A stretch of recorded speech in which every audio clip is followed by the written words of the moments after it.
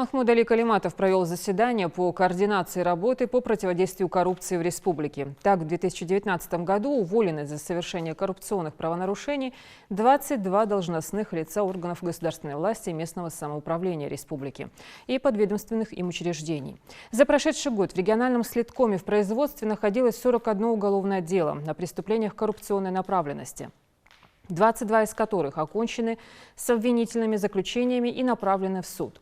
Сотрудники ведомства возбудили ряд уголовных дел по фактам незаконного выделения земельных участков. Заслушав и обсудив доклады выступающих, глава региона подчеркнул, что для обеспечения эффективности противодействия коррупции необходимо осуществление неотвратимости наказания за совершение коррупционных действий. По вашим оперативным материалам, сколько дел возбуждено в году? 31. 31. Проследите. Вот. Самое главное ведь неотвратимость наказания, а не то, что мы там возбуждаем. Надо четко знать, что и сопровождать уголовные дела.